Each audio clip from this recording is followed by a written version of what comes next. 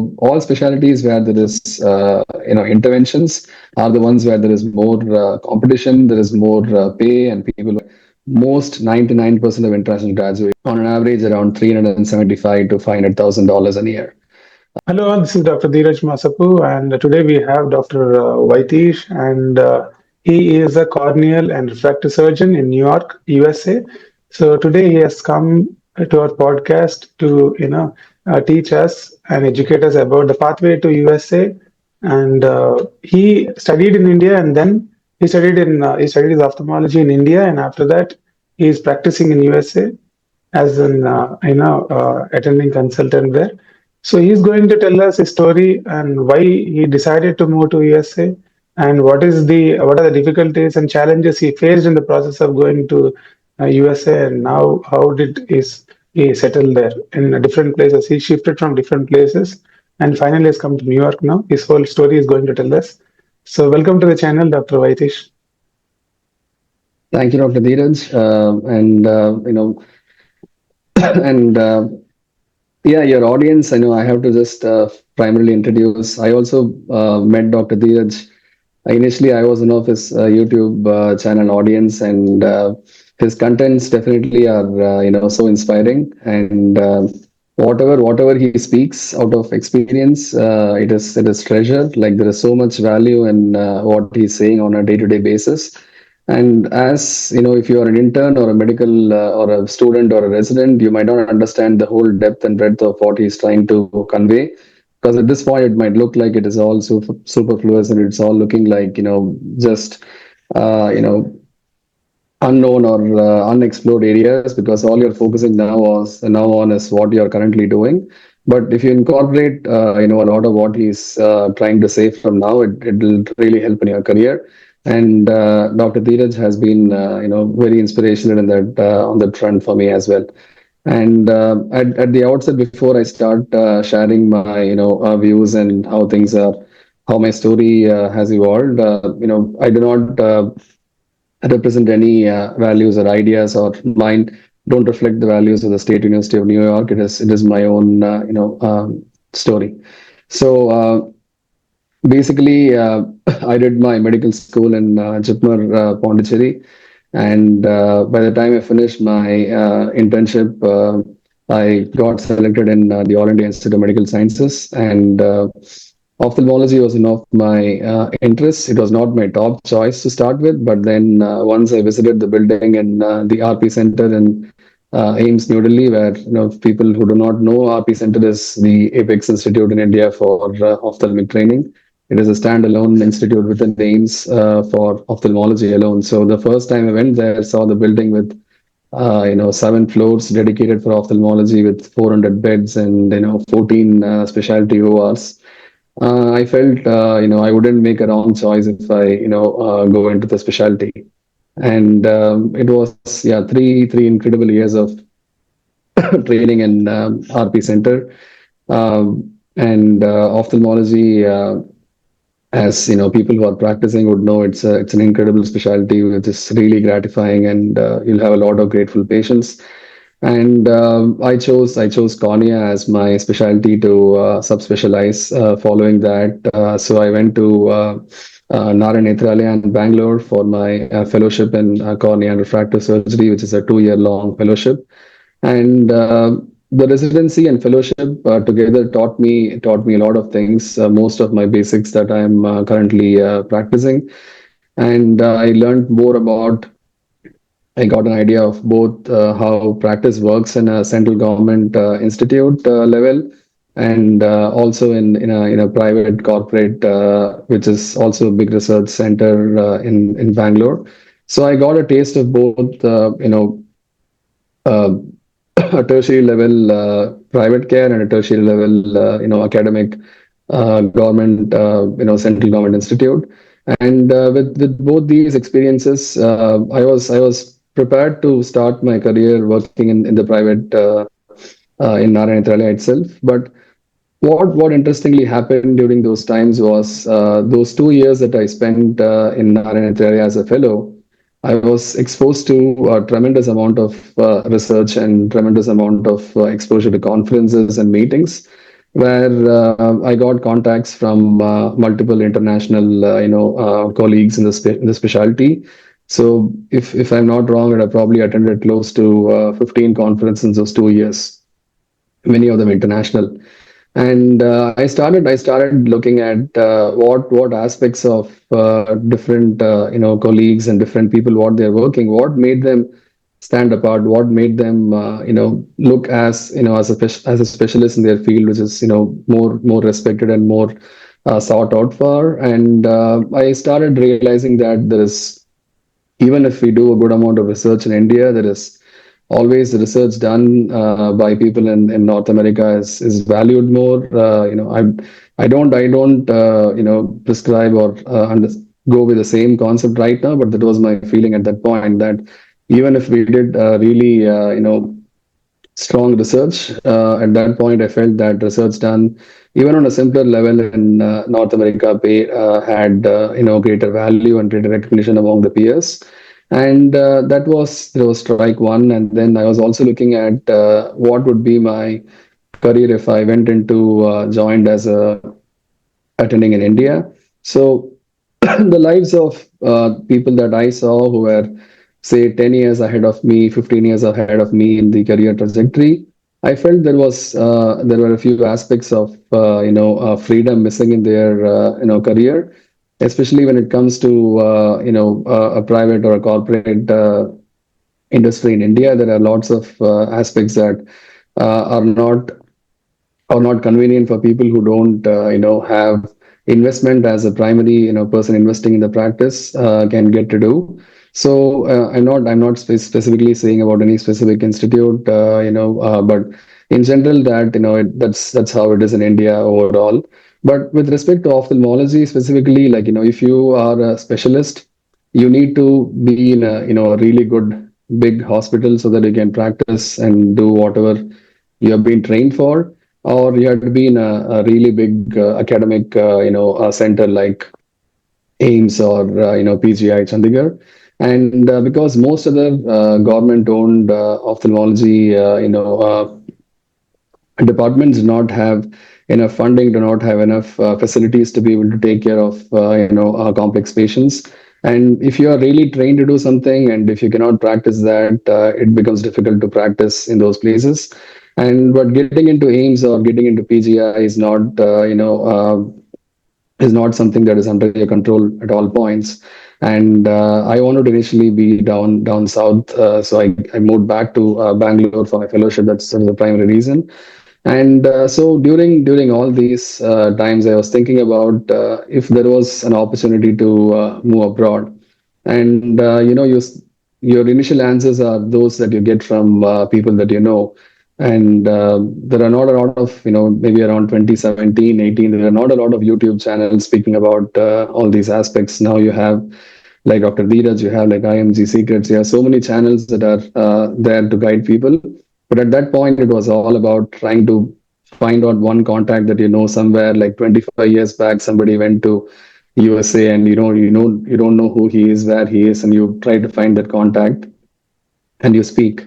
And that was the way I started doing. But you everybody starts with some myths, like they say, yes, you definitely need to do a residency in the US to be able to practice in the USA. And then they would say, yes, you 100% need USMLE. Then they would say you need uh, to it is impossible to get surgical specialties, and especially ophthalmology is very competitive. So you hear all these myths, and maybe 90% of people who start inquiring, they just stop right there because they firmly believe in that, and they have a strong wall around them that makes them believe that it is impossible. They don't even explore further. And I did the mistake of exploring further. So I I spoke with more mentors of mine in India, and because of my exposure to different conferences and research in that specialty, I also knew some people. And my mentors in India also introduced me to some of them, through meetings and other places. So I went for a initial, 3 to 4 month research observership in the USA. So where that was my first experience of being in an academic center in the US and seeing how things work and how the residency program works, how fellows work, how research works, and it was very impressive. So until that point, I always used to keep telling me that I cannot do USMLE at all. It's beyond my scope, because as an ophthalmologist you don't get to be in touch with any other specialties other than the eye. And I was almost 7.5 years out from my completing my medical school in India. So I was thinking about, I knew where the thyroid gland was, but I had totally forgotten about the parathyroid gland. So I had to like check whether it is behind the thyroid or surrounding the thyroid. Or that was my level of knowledge at that point when I was thinking about it. So I kept telling myself, I kept telling anybody who spoke with me about USMLE that it is not possible for me to do that. Let me go back to India and continue to like start working and live the life that I had imagined how somebody as an ophthalmologist in India would live. But somehow certain things changed after I did my 3 to 4 month of research observership in the US, where I thought, if not for now, because I was already close to 29, 30 at that point. If not for now, then in the future it's impossible. Like if I cannot do it right now, I cannot do it 5 years down the line. I cannot do it 10 years down the line. So and I knew there were three pathways broadly to get into ophthalmology in the US. One was you could either try and do USMLE, try and do research fellowships, which are called pre-residency fellowships, and somehow try and get into ophthalmology as a resident. So, which is like a pathway which would involve at least say 1 to 2 years of research fellowship, then 4 years of residency, and so you'll be like 6 years down before you can actually like get back to fellowship or practice again, which was not very appealing to me because I didn't want to do that. Once you finish residency, once you finish fellowship, and once you start working as an attending in India, like going back to taking calls, all night and doing all that, it is not very exciting. And since I was already involved in a lot of research in the field of cornea and refractive surgery, I thought it would push me back. For 6 years, I won't be able to get involved with that again before I can step back into the field, because all that time would be consumed by residency and interviews and all that. And the other pathway I knew was there were a couple of people who had moved to the USA as cornea specialists, but they were like at least 15 years senior to me. And they had established themselves as world-renowned specialists in that field, having worked in places like Singapore and Hong Kong and other places where they were well known, and they were invited to join into institutes in the US as cornea specialists directly. And but I was not in that phase. I was just out of fellowship with some people knew me around for my work, but I was not internationally renowned or so well known that I could walk into a place and join as an attending right then. So, and was I ready to like spend those 10, 15 years of my life to get to that point before I can move to the USA or Canada or other places, which was also not a guarantee at that point, because I had to still work in India somewhere, be having the, to get the freedom to work and do what I want to do for at least 10, 15 years. And there is no guarantee somebody in the US might recognize you and invite you to work. So, and once you are 10, 15 years down the line, it is even harder to move with a family that is, more grown in with you, and you have a kid going into, grade 7 or 8 or 10, and it's very difficult to move with the family at that age. So I did not know what other options existed at that point, because there was no guidance overall. But having been from, very well-known alma maters in India, which are JIPMER and AIMS, and also Narayana Italia. Like I browsed through the list of people like over the last 20 years, 30 years who were had the opportunity to move to the USA or Canada. And I found, maybe around 5 or 6 people at that point who were ophthalmologists who moved to the USA, and all of them were pediatric ophthalmologists. Because as you would have heard from multiple sources, if you want to enter into a specialty, you have to look for the specialty which is the least competitive in that area. So if you look at pediatric ophthalmology, neuro-ophthalmology, ocular oncology, or electrophysiology and genetics, so these are specialties where there is not a lot of surgical volume. There's the pay scale is definitely lower compared to a high volume surgeon in ophthalmology. So native people who are American graduates or Canadian graduates would not choose those specialty as their first option, and so there are lots of vacancies in those areas. And but obviously that was not my interest because there was a way I could do that. Take a pediatric ophthalmology fellowship position because there are lots of openings around pre-match, post-match, and all those options. But that was not my primary interest. And everybody I spoke to who had done this from my alumni who are seniors to me, like 5 years, 10 years, 15 years, they said like if you want to come in, you can try the pediatric ophthalmology option and you could get in and try that. But even for that, I still needed to first clear my USMLEs. Without that, I could not do it, and that was a huge resistance that I had right then in my mind. But then I told myself that if not for now, then this is the best time. Like I can't go back 5 7 years in the past to change that, but I could change what I could at that point from then on. So, and the next big question was USMLE.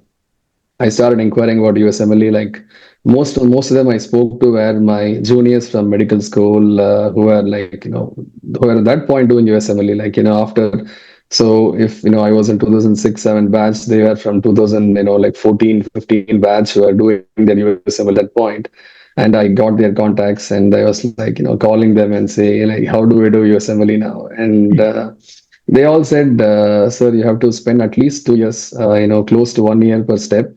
And then, so I was like, if it's going to take me 3 years to do USMLE, then it's impossible for me to do that while working in India. So, but fortunately, my basics in MBBS days, in medical school days, were very strong. So, having been a gold medalist, especially in the all the years, so I knew I had a really strong basics, even though I had not dealt with anything other than eye diseases for like 8 years or so. I still thought that I could do it. So the best thing I did was as soon as I got my initial registration done for the exams. I saw that how the appointment system works and everything. So at that point, we still had the step one was still scored, and CS was still there, which was the clinical exam that you had to take in the US.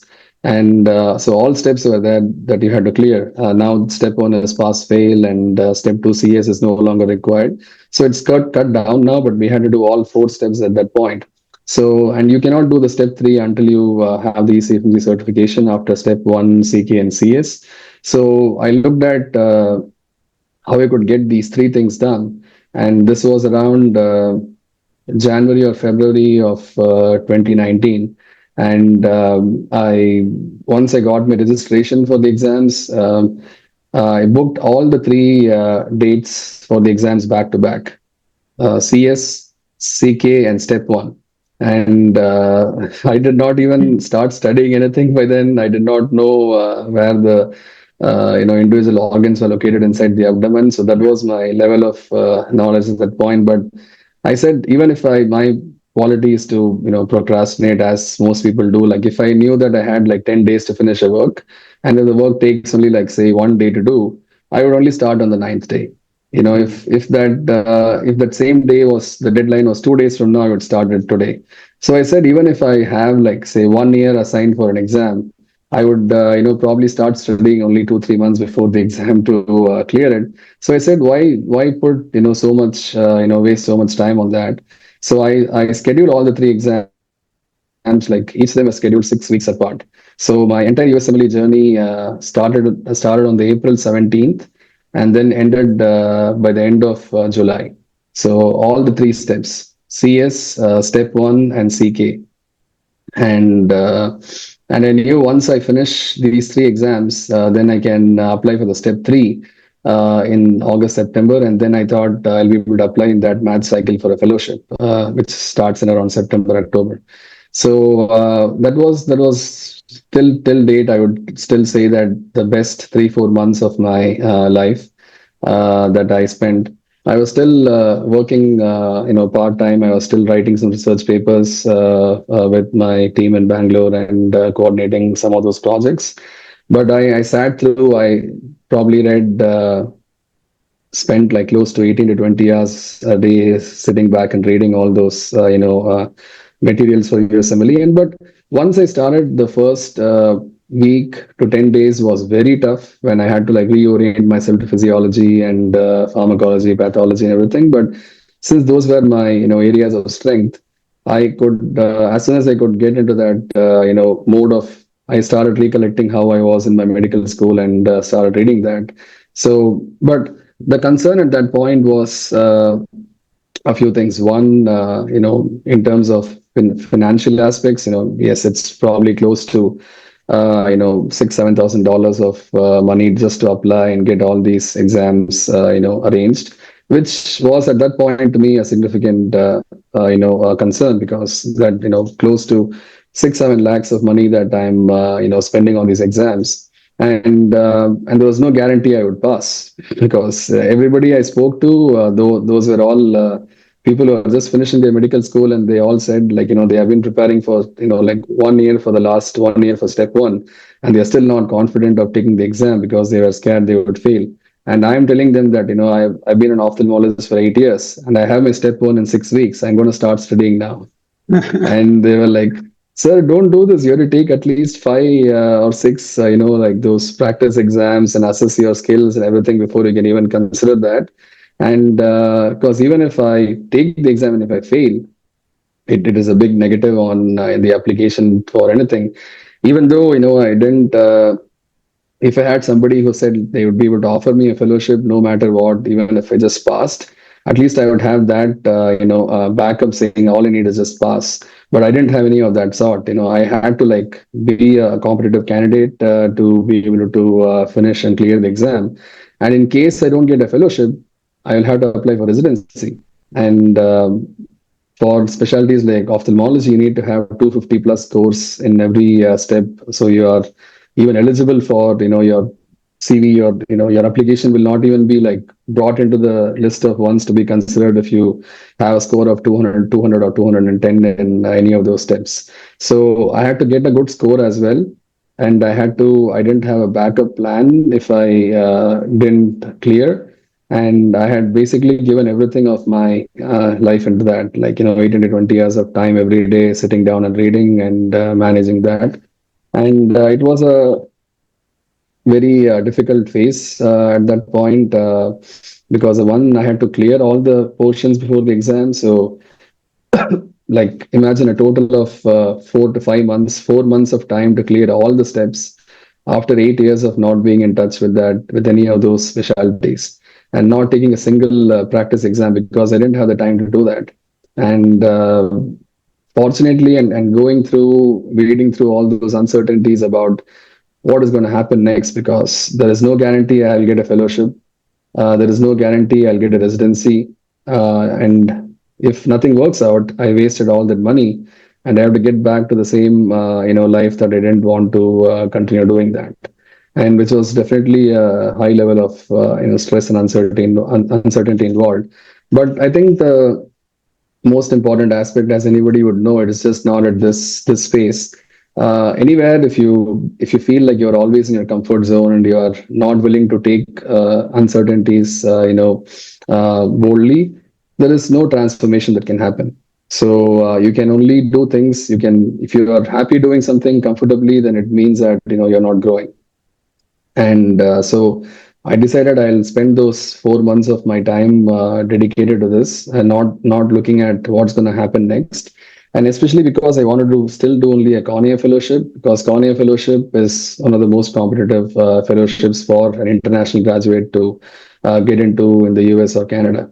And so luckily, as a story that would end well, I cleared all my steps back to back with 250 plus scores, just with 6 weeks of preparation in every for every step, and Wow. including the CS. And I went to Chicago for my CS. So all steps completed, ECFMG certificate on time. Step three also finished immediately after the ECMG certification, and I applied for fellowships. And there are only like two or three fellowships where they are open for international graduates, who do not have residency training in the US. Because most places the fellowships are uh, fellows are independently licensed by the state, for which they need to be ECFMG, for which they need to have a US residency completed. So I probably remember sending close to 200 to 300 emails to so many different program directors, attaching my CV, saying that I'm already a fellow trained with so much research experience and everything. Maybe 50% never replied. 30-40% would reply back saying that sorry, you don't meet the criteria for our fellowship program. You should have a residency, you should have a green card, you should have this and that. And I only heard back from three, four programs, and they said I could, come join them as a research fellow for 1 or 2 years, and they might consider me later on and all that. Which was not a well-tested pathway at that time for me, because I was the only person earning in my family at that point, and this was for cornea, but I still had the opportunity to apply for, pediatric ophthalmology or neuro ophthalmology, which I strongly resisted because I didn't want to just change my place. Somehow, my aim was not to just move from India to the US. My aim was to practice my specialty of choice. Even though it was the toughest choice at that point, I stuck to that. And I got like three or four interviews for fellowship, and everywhere I went, I had close to 10, 15 American and Canadian graduates who had post residency in that same city, or the same residency program in that where they're applying for fellowship, or from Harvard or different other places that they had a strong profile. So I had almost given up. I thought I would. There was zero chance for me matching, because why would somebody hire me as an international graduate, not knowing anything about me and no training in the US or Canada, and they had to sponsor my work visa, they had to sponsor this and that, and still trying to get me into the system, not knowing anything about how ophthalmology works in that area. But you never know, like, see, when you dive with your eyes closed, and you are desperate to take a deep breath and come out, somewhere some opportunities open up.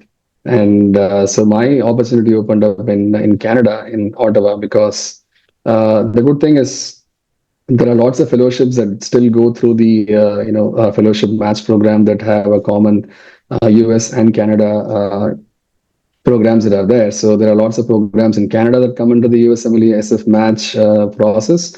So I had applied in both US and Canada because I didn't have many choices. Like whichever place accepted my application, I sent my application to all those places. And that was a blessing in disguise, that I got into Ottawa in Canada, because there they were looking for an experienced candidate who could offer them a lot more. And because compared to somebody who has never had a fellowship training, somebody like me with a good 2 year fellowship training and experience working as an attending, they thought I would be a better fit for that program at that point, and it worked out in my favor. And most of the places where I applied, they would be like, if you already have a cornea fellowship, why are you applying for a cornea fellowship again? Because you can't explain, you cannot tell them that I'm just trying to move to US or Canada, and I'm trying to get this done. But you have to go through those. Obviously, there's lots more to learn, which was my primary objective in the beginning, and experience the setup and how things work here. And in terms of being able to continue with and expand research opportunities, and collaborate, and do better work, and also make more money in the process. All of that was running in my mind. So I signed up for a 2 year fellowship program in Canada. So I had after 2 years in India and 2 years in Canada, and then again the same cycle of problems started. After 1 year, I had to like start looking for a job, and everywhere I looked for the same question, like, is there anybody that I know in my last 15 years of contacts through both AIMS or JIPMER, or anybody else who has secured an attending position in cornea? The answer was zero. So except for those couple of people that I knew who were internationally recognized by the time they joined in the US, there was nobody else who had joined in Konya. So, and even if I applied to programs, they also did not know what was the way to hire somebody with this specific, career pathway without a US residency training or Canadian residency training. And yes, I had US MLEs completed, which actually worked in my favor. At least I did have some thing to show that I was, ACFMG certified, and I could get a license in some states with that. Uh, Training. So but still, like, for most programs to be able to trust you to hire you as an attending with no residency training in the US or Canada was a challenge. So I had to basically find out resources. Now you have so many people that are ready to help you out through the process, like IMG Secrets that you also interviewed a few weeks ago. So they help you go through from the front to the beginning to the end of the steps and what to do. But for me, it was completely that I had to, like, explore myself, understand licensing, credentialing, insurances, and how to apply for each of these, and convince the program that yes, you are indeed the person that they could hire in a specialty which is competitive, and not having and have them take that risk. So I think in all these steps, a huge role, and shout out to my mentors in Canada and the US who spoke for me. I still am in touch with each one of those people, and I, remember, like, one of my mentors who I initially did the research fellowship with before doing USMLE. He called the chief of the department where I'm, currently working, spoke with him for, like, 2 to 3 hours to convince him to, select me as the person to join, and refuting every other questions or concerns they had about whether this person will be able to work and integrate with the department and do this job. So it was from the beginning. I would say from the day I decided to start the USMLE journey till now, till the day I joined as an attending, and a few months to integrate with the setup. It was a huge journey of uncertainty at every step, and I embraced that. It was definitely stressful, but I think it is definitely a worthwhile journey. And I from that point on, I keep getting phone calls almost every other week from some residents in India who want to move to the US or Canada, and they ask for advice. And I tell them all that there is no guaranteed pathway that you can do this A, B, and C and then get into the system. You have to keep working hard, knowing that you might have to start back from scratch back in India or back in from whichever country you are. But if you are willing to embrace that uncertainty and put in that effort and hard work, and be primarily, like, skilled to do the job, it's not that you just have to do the other parts and you can move in. And even after you move in, if you're not that skilled and being able to take care of your patients and do what the department wants, you can still not be successful. So So this here, is this one is my. just I understood. So from Canada, you moved to USA. But which hospital did you start first?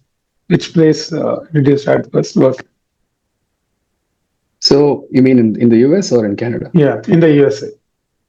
So in the USA, I started in the State University of New York at Buffalo. So, Okay. and it's been like close to 3 years. I'm still working the same department. Okay.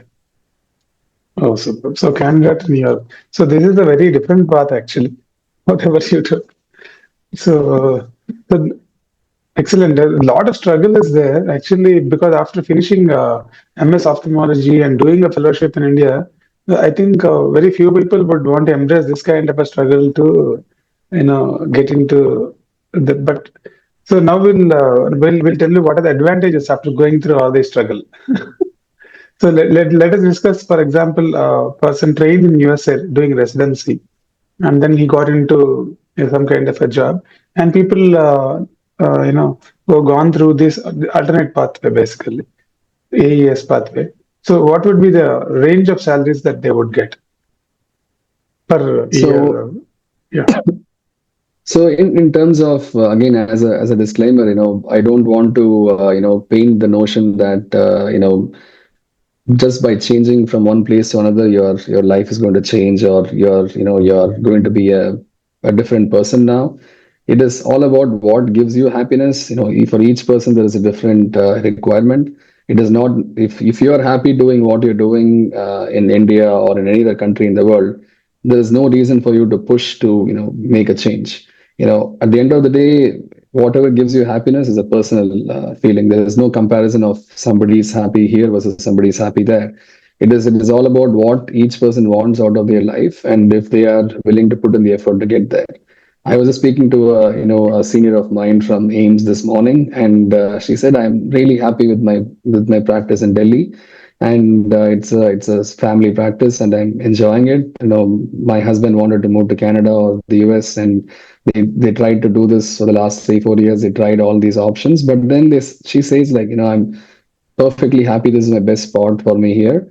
And I genuinely feel happy for her. Like, it's not about being in one place that changes you. It's all about what you want out of your life that gives you that happiness or not. So yeah, with that disclaimer, yes, I do have a lot of advantages at this point. So there is no difference between an international graduate through my pathway versus a person who is trained in the US, because insurance companies pay the same money for seeing a patient, whether you are an international graduate or whether you are a native American graduate. So there is no difference in that. So if you look at the specialties, especially the competitive ones, like the which involve the most surgeries, like say cornea, anterior segment, and retina, the salaries would usually range between on an average around 375 to $500,000 a year, which is similar what whether you're an international graduate or an American graduate. So it is the same basically. There is no The difference salary is once the you same. same. So So once you start a job, once you are working, you get the same salary. But salary depends on how many surgeries you do and how many patients you see, because there are different models. You could either have a model which gives you a guaranteed pay every year, saying that this is your base pay, and if you see more number of patients than this, or you bring in more money than this, you would have a bonus. That is one kind of an incentive model. Or the model that I'm working in is a production based model. So if I see 100 patients, I get X amount of money. If I see 1,000 patients, I get 10 times the amount of money. If I see 5,000 patients, I get 50 times the amount of money. So every patient I see, every surgery I do, every billing I do, I get the money. So there is no base pay model that I'm working in, but whichever model you are, the average annual reimbursement, in most areas are between 400 to $500,000 a year. I don't want to convert to rupees because it will be looking like an exorbitant amount. I think it'll be in crores and crores of rupees. Yeah, obviously, if you convert, it will be a different. It's 4 crores or something. It will be 3 to 4 crores per year. Yeah, but obviously you earn and you spend in the place where you're earning. So I'm not living in India and earning in the US. So it is just that your expenses are also proportionate, but if you compare it with the median household income in that area, and for people who do any kind of profession, yes, it is close to 10 times more than the amount of money that an average household family will make. So yes, you are definitely on a higher level of annual reimbursement scale compared to the most, the common population. But yes, it is definitely, more when you convert in Indian rupees. Then it is worth the effort, actually, is what I feel. After listening to your story, it is worth the effort. If somebody really wants to, from the audience, if somebody wants to, go through this, it is really worth it. But can everybody succeed if they start this process? So that's a great question, because when it comes to a specialty like say internal medicine or pediatrics or psychiatry, these are specialties where most 99% of international graduates enter in. So here in these specialties, there is more of a well-treaded pathway. There are lots of people who have done this in well-tested means. Whereas when it comes to a specialty like a surgical specialty like ophthalmology or general surgery, the number of people, your sample size is very low. So if you have to come in and seek a residency spot after finishing your medical school in India, then it can be very tough because you have to compete with the highest scored people in USMLE in the US or Canada who have and people here do at least 1 year of research fellowship in ophthalmology before they actually apply for a residency spot. So they have close to 10-15 publications by that time. They have a very strong CV, and they have attended four 5 conferences and presented. They know people. So considering those kind of a setting, if you're coming in as a fresh medical graduate, it can be extremely tough unless you are ready to dedicate at least 2 to 3 years of your time doing research fellowship in some part of the US, and what they call as a pre-residency fellowship, and establishing yourself as a person who is working in that field for a few years and demonstrating that you have good clinical skills.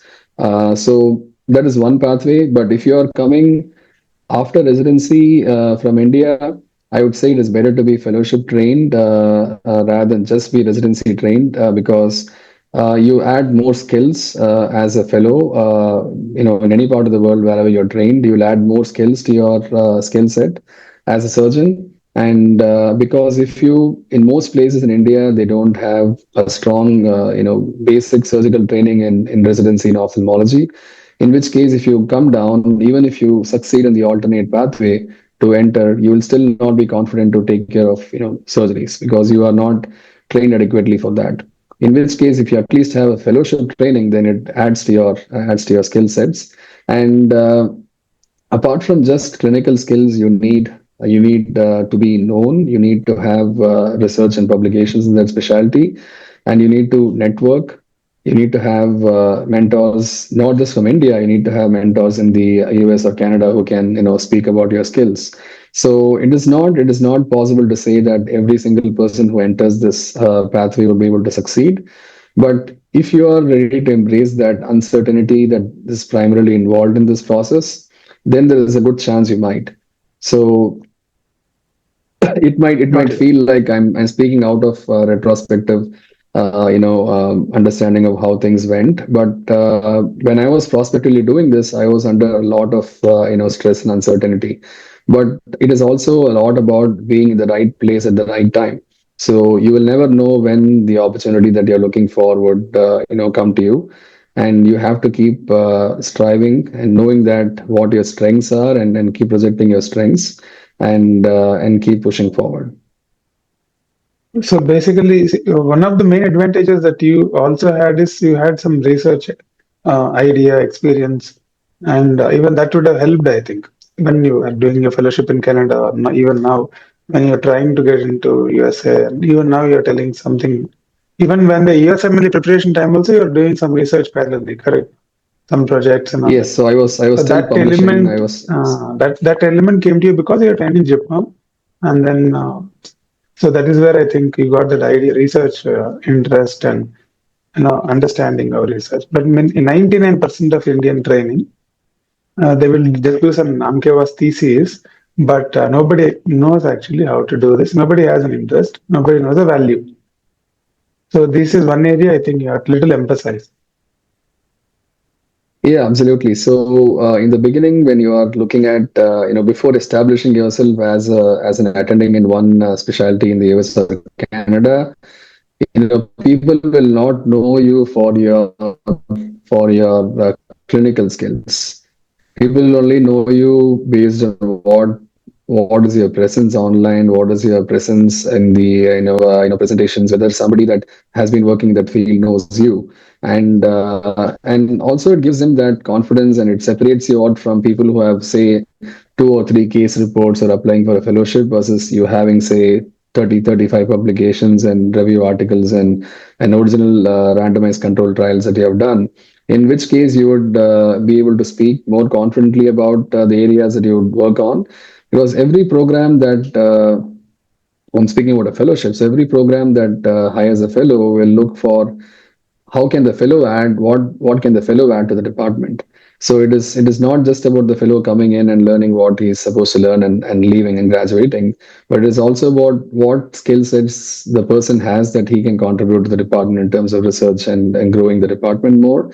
So where if you have a CV that is strong in one particular area of work, then the department would want to inculcate that, would want to incorporate that in their area. They would hire you as a as a fellow who can take care of the patients, take care of do your job, at the same time also advance their program in some way. So it distinguishes you from say 10 other candidates who are applying for that same position, who are trained and born and brought up there, versus you who is completely the odd man out. But for them to look at you and say, hey, I should read this guy's letter of intent or statement of purpose more seriously, and not just say, hey, you come from India, like how long was the flight, was it a difficult journey, and how did you decide to come here, did you did you just have a layover here and on your way to Australia and you start for an interview, or do you have something to say or speak about? So versus having something strong that speaks for you gives them a serious look at, yes, this person is somebody who they need to look at seriously. Because as somebody now who's in panels to interview people for residency and fellowship spots, I look at the CV, and so many times you hardly get 30 seconds to 40 seconds to go through a person's a letter or a CV before you can get to chat with them. It's not that you're going to spend like 1 hour reading everybody's letter or intent. So something that stands out, like some quality work that you have done, some interesting work that you have done, and a name in the field will definitely go a long, long way. And when you're trying to go through this pathway, going through the traditional pathway of applying for a residency and then a fellowship and all these, then they would not matter so much. But if you have to like push yourself through all against all odds, you need to have something that stands out. Got it. Super. So basically, that is actually that And yeah, in expectations. Yeah, residency, yeah. Listen. yeah, so I think in residency programs in India, especially in ophthalmology, yes, you have a lot of opportunity to publish and present at least in local conferences. But the reason why I was emphasizing doing a fellowship in India or in a different place before trying to move abroad gives you that additional opportunity to network in your specialty, network and publish and present in your specialty of choice, so that you can build and upskill yourself before you try to come to the US or Canada. And choosing a good specialty, good place to do a fellowship in India is very important, where you have the opportunity to publish and go to conferences and present. Because just learning one more surgery or one more skill as a clinician is not going to make a big difference after a certain stage. Versus having a different aspect of what distinguishes you from others. So people look for, how many surgeries will I get in this fellowship versus how many surgeries will I get in that fellowship. But more than that, look for good mentors who can guide you, grow stronger in your specialty. Doing 5 to 10 less surgeries or 20 to 30 less surgeries in one place will make no difference to you if you get to say make 3 or 4 or publish 4 or 5 quality publications and go to those 10 international meetings and present. So which will be a much more value add than just being able to do 20 more surgeries in a different fellowship program. Perfect. So basically, we have to see the person under whom we are going to do fellowship. What is the influence that person has, and what is the how can he help you in your further course of actions, and how can he help you in building your CV? These are the things. So he is the main element, basically. Absolutely. I think you have highlighted some of those in your videos as well Videos, before, yeah. that it is not about learning a particular skill alone. It is more about learning how the trade works. So you can these days learn so many things online. Say you can learn to be learn to do a particular surgery by seeing a few hundred YouTube videos, and then you can if you are originally a good surgeon, it does not mean you can learn basic surgical skills. But once you are a good surgeon, in the eye or as a general surgeon, you can watch a video or watch a particular different step and learn that. It is not something that is going to be very extremely difficult. So that is what I tell people that they come to do a cornea fellowship. I tell them it is not about just learning those 4 or 5 different transplants that we can do and feel confident that you're a cornea surgeon now. It is about learning from a mentor who can guide you, who can give you that additional advantage and give that in-depth insights on the specialty and what that person will take you, where he'll take you up to the next level. So you need to look for people who have something more than just giving you a surgical skill. They need to like teach you the real way to grow in the field and how to establish yourself, and that you'll only learn from people who are actually doing it, not from anybody who can teach you those surgeries. In that way, actually, in Indian system, the better training is happening in corporate hospitals. I don't want to actually, talk in this way, but it might some people might get offended. But in when somebody is getting trained in a corporate hospital, in real time, they're understanding how to actually build their skills, how to talk to the patient, how to actually communicate. Say, giving anesthesia is or any other specialty, it will take only 6 months to understand actually how to give. After that, how to deal the complication, how to deal high risk case, how to break the bad news, and all these things. Doing it in a real time, they're learning better. So I'm seeing a shift in education from institutional based education to a corporate based education future in India. Because in India, I see the standards are different. And like it's not like USA where every hospital would have the same standard. So in India, actually, there are different levels of standards. Tier 2 will have one standard. Tier 1 metros would have another standard. In metros, again, you have different levels of hospitals. So I think level 1 hospitals and metros will become the training hubs in future is what I'm thinking in India, basically. Yeah, So I think to refine it a little more, yeah, if you have to like learn a specialty, in the widest breadth of it, like say learning general ophthalmology or general anesthesia or general ENT, if you're in a big high volume academic, say central government institute or a state government hospital, you will get a very good understanding of the basics, which are like, you need to see a lot of patients to understand, like build a very strong foundation in the general aspects of the specialty. But if you want to sub-specialize and do a fellowship, you should look for a big corporate hospital where you have these well-known people heading the department who can give you the right guidance on how to grow in the specialty. Because after a certain point, once you are a really good clinician or a surgeon, to learn one extra skill, you don't have to stay in a government hospital, because you're not learning anything more other than that skill there. You're not adding more soft skills to your practice. You're not adding that extra dimension of how to grow in your specialty, because a government hospital is a government hospital where people who are working there are in that mindset for the last 30 years or 40 years. They want to live and retire there. They don't have their own patient base. They don't have people who seek out for them, because they are delivering high volume care for a large mass of population. Whereas if you go to a specialist corporate center where there is a specialist who is who specialized in some particular skill, and if you want to learn that, he will teach you that skill. You might get a less number of surgeries in that place compared to a big premier central institute, but you will miss out on that learning of that additional soft skills and what makes him stand out from his peers. And that nobody will sit down and teach you that. You have to learn that observing that person, what he is doing, and think about how did this guy from the last 10 years, where when he finished his residency or fellowship, to this point at the age of 45, how is he so successful, and how is he internationally well known in this field? What has he done to bring in the grants? What has he done to bring in the research? And how has he built this department? All of that you will never understand being in a central government or a state government hospital. You only learn that from the big corporates. super. You have put it in a very nice way. Now, I would like to discuss another interesting area which my audience would like. Which specialties are like better if somebody's planning to come to USA? For example, a lot of people are there now are watching this video in different specialties. So, which like I'll name the specialties because so for example, medicine, pediatrics, anesthesia, radiology, rehabilitation medicine, nuclear medicine, and then we have palliative medicine. These are all medical side basically, and microbiology, pathology, and all the preclinical branches. So all these put together will come to medical side, and we have the surgery, orthopedics, gynecology, and I think your ENT ophthalmology. So these will come to one side. broadly, if I have to divide the specialties, I would have forgotten one or two in between.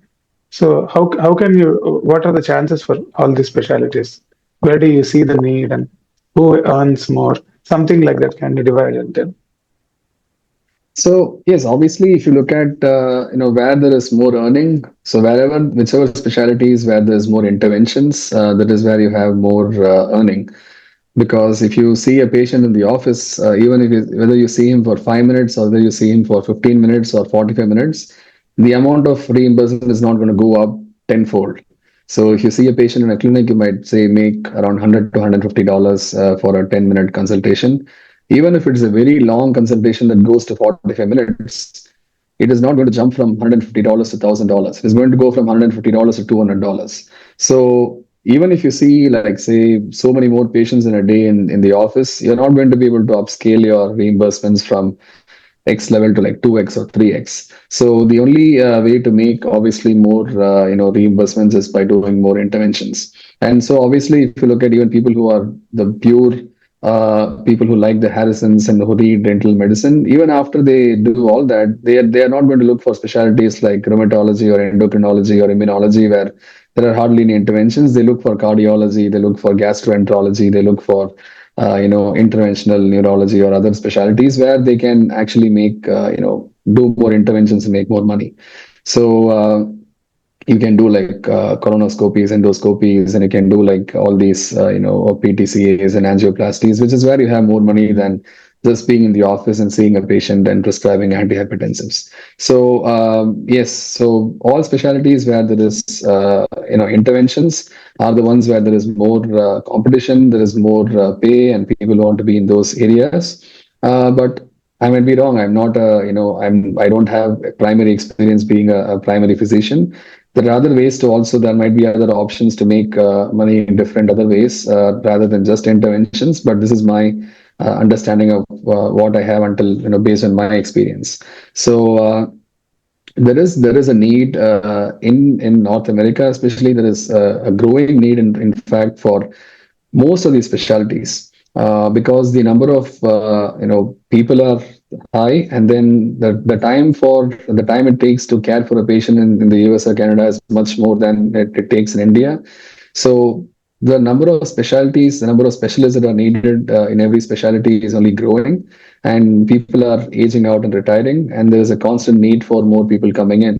I think if you go by estimates by 2030 or 2035, every specialty in the field of medicine, like clinical medicine, is going to need anywhere between 10 to 15,000 people that they're going to be short of in US and Canada.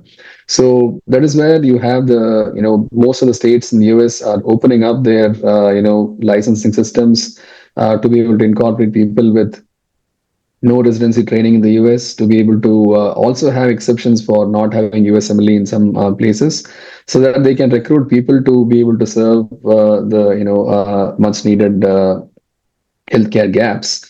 And yes, most of these openings are in primary care because that is where there is the maximum shortage, because everybody wants to specialize and make more money, because the primary cares are not that highly reimbursed like a surgeon or like a cardiologist or somebody like that. So people want to they don't want to be in primary care specialties, which is where the maximum demand is for.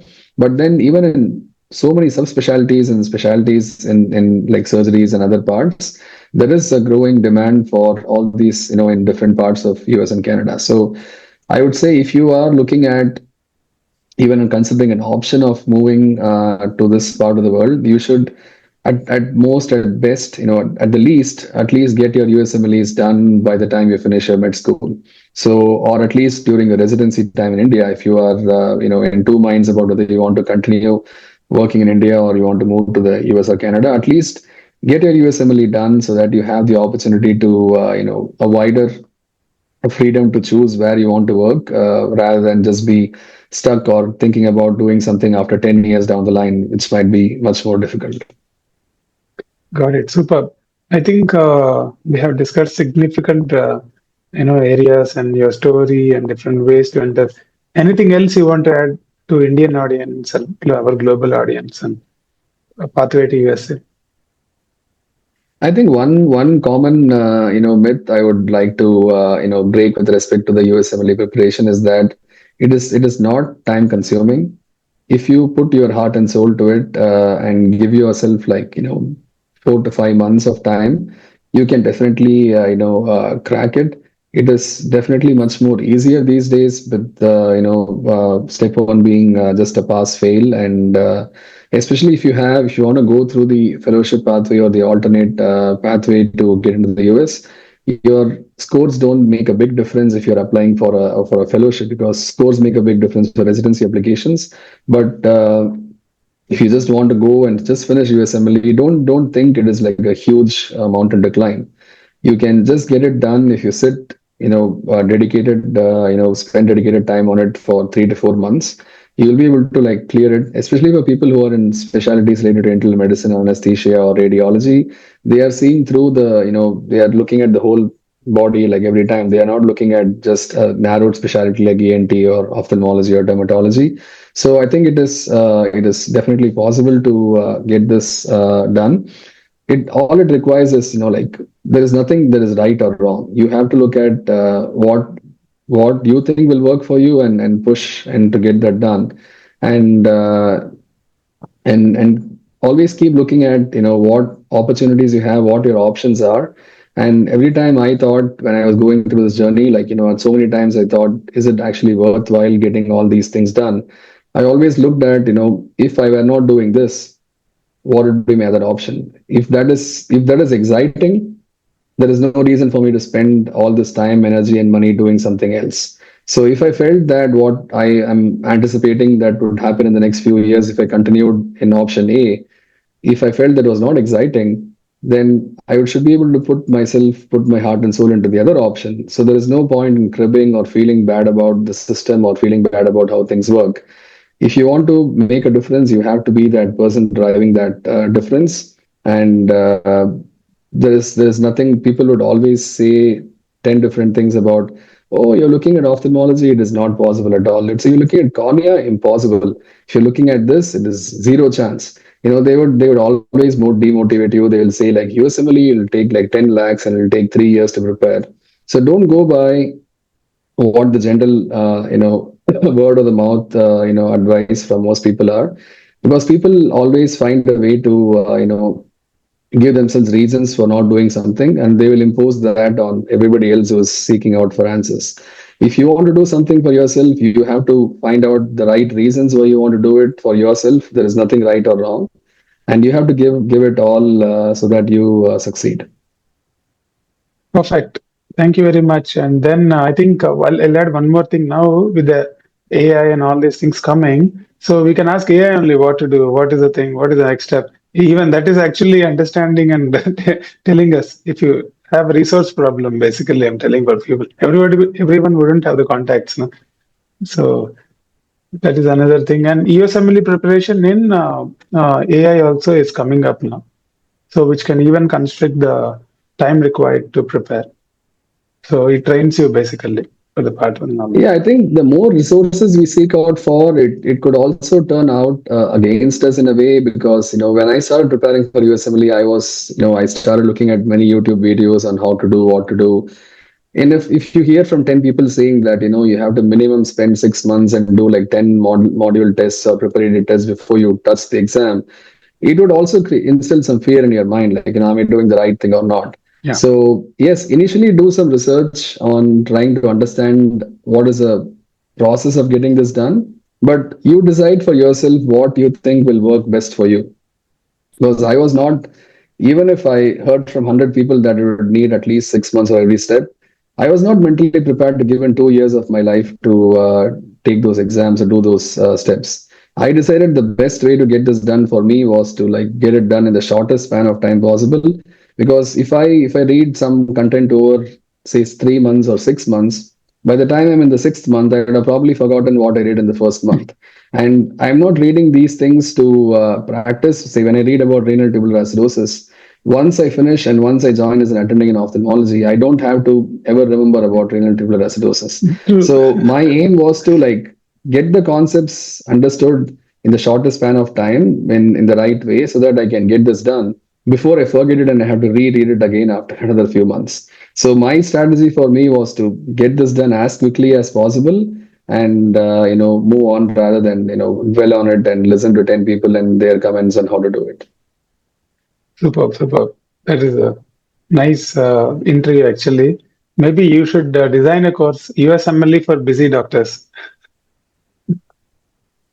No, I do speak with people when they speak with me about USMLE, and I tell them, and some of them get really demotivated. They think that I am trying to discourage them from doing it, and obviously I'm not the one in the central 95% of the Gaussian curve on how people take USMLE exams and do that. Because even when I was applying for fellowships, like everybody I spoke to, there's nobody in record time that has completed USMLE in a span of 4 to 5 months, all the steps, Mm. especially after so many years after medical school. Yeah. So it is not the norm. All I'm saying is if you want to do something, you need to find out what works best for you. It does not necessarily mean that what I did is the right thing to do. So some people get discouraged thinking that if this guy did it in 3 or 4 months, there is no way they would have even imagined that they can do it in that time. They will think, oh, maybe it is only for special people. It is not like that. Whatever works best for you in your mode of preparation and your style of studying and preparation. Because I did the same when I was preparing for my AIMS exam for post PG entrance as well. I sat down the last 2 months of my internship, like every night after work, like spend close to 12, 14 hours, not sleep for so many nights, and read through everything and cleared the exam. So it is my style of working and preparing. As for somebody else, they might want their good 8 to 9 hours of sleep every night, and which might be a different Yeah. way. But I think you are giving a lot of really valuable information to people that are listening to you.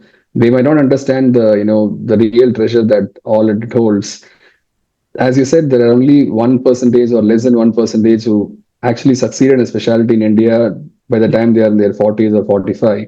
I have seen people in their 50s and late 50s and 60s who are working in the corporate with absolutely no value, no respect, no value for themselves. And there is no way they can grow beyond that level. And they are still earning 1.52 lakhs, 2.5 lakhs, and they are stuck in that zone. And, for you are giving the exact outline of what somebody should do to get there, provided they actually understand, the implications and how people won't understand until they actually get to that stage and realize they are stuck. Correct. So, so until that point, everybody would think like when I was in my, AIMS, AIMS is obviously the top, institute in India for ophthalmology. So I thought the moment I come out, I'll be rolled a red carpet and welcomed in any department. But it was Yeah. shocking. Then I went to the one of the best places for cornea fellowship in India, and I thought once I'm done, I'd be like the most Red sought out carpet. person in the country. But Yeah. zero. It's It like is there not. is Game no is value different. at all.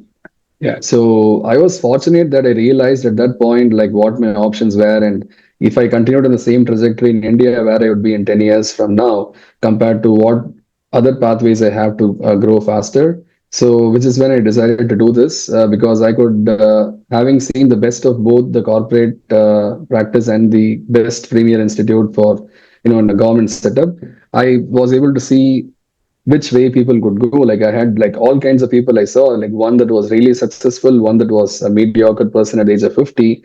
And I was so scared I should not be that person. Like, I couldn't imagine myself being in that position 20 years from now and still not having any position in the field.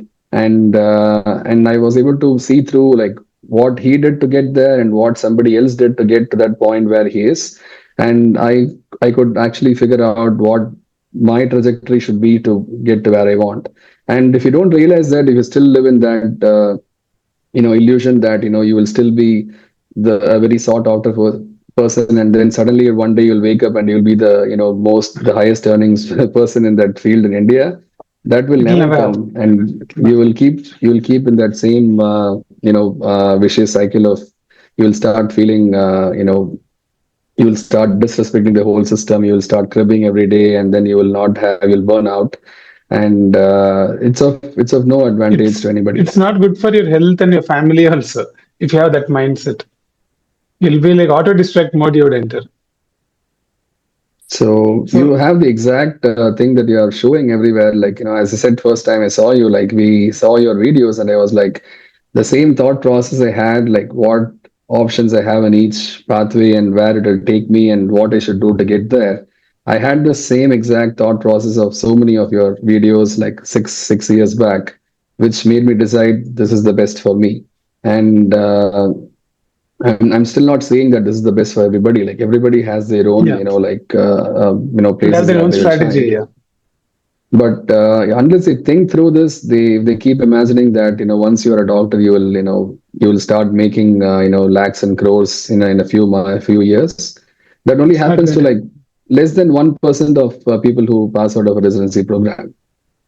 Yeah, that 1% are going through a different strategy. So that is what I emphasize in all my videos, and that even I started a mentoring program now. To 20 people I'm mentoring now. So that is a limit I fix, because beyond that I cannot, my brain cannot take up more. Maybe after 1 2 months down the line I will take up more people. So my target is to show the world is 20 people, that they're going to become different with a different strategy basically. At a very junior level they Yeah. are selected. Yeah, as long as people have that realization that they have to seek out for something, then whatever information you put out is going to look like just another video. But once they realize what they're looking for, then every information that we share or you share will be like a piece of treasure. So I think whatever I might have said or in this I'm extremely grateful for everybody who has trained me in India and AIMS New Delhi and also in Bangalore, and they have been really wonderful people, and they are still in so much close connection with me and touch with me, and they are still guiding me on so many things. They were also the ones who gave me the options and had me explore, and so I'm extremely grateful to all of them. And so yeah, I'm happy Like, to help anybody who is interested. when you come back to India, if you let us know before, we can have some kind of a. I'll call my subscribers who are interested in going to USA. We can have a meeting or something in Bangalore or something like that. Yeah, sure. If we, I will not be able to guide a lot about other specialties, but when it comes to In general, only, yeah. ophthalmology, yeah, Yeah, yeah. ophthalmologists who are really interested, maybe they can actually. A lot of people will be watching the video now. So if they're interested, we can have a meeting or a get together or something like that here. Oh, I did not Okay, know you are live. I thought, no, I'm not live. This is it is going to be edited only. okay, No, okay. they would prospectively I'm telling, they would be watching this video, and then if they really want, if they come to this part of the video, this is like the last part of the video. If somebody is really staying till this part of the video, they are the real interested parties basically to come to USA. Only then they would watch till here. Otherwise, usually 4 to 4.5 minutes is the average view duration. Normally, a normal man would watch, but everyone would start the video around 4 to 5 minutes. They'll go back. A person who's coming till this part of the video will surely come and meet you if you're coming to India. Yeah, thank you for the opportunity to Yeah. speak. And Okay. I think this is my first Podcast. online video sharing all these things. Yes. So I've been just living an underground life, just caring for my patients and family and my work Yeah. space. I think you should start a channel and then, or you can just circulate this video. If somebody asks you, you don't have to repeat the whole thing. You tell, first watch this video, and then I'll add some points to that. That is a better way of dealing if somebody calls you really. Okay, Yeah, for then I sure. think And I yeah, will. I will thank you. I'll thank all the subscribers for following the video. It's a long video, but we had to sit for this much time because the information is very valuable. This is a transformative content basically, and very rare to get videos like this where people who actually gone through all the phases are explaining everything. So I think this video will transform lives of many people. And thank you all for following the video till now. Thank you, Dr. Vaitish, for coming into channel. And this video will help a lot of people. And each person we help will help the family actually on the other side. That is how I look at my channel. So the same thing you also contributed in the same cause which I am actually doing. Thank you. Thank you, Dr. Reddy. Continue your inspiring work, and I'm sure you will Yeah. achieve much more in the next few years. Thank you. Thank you.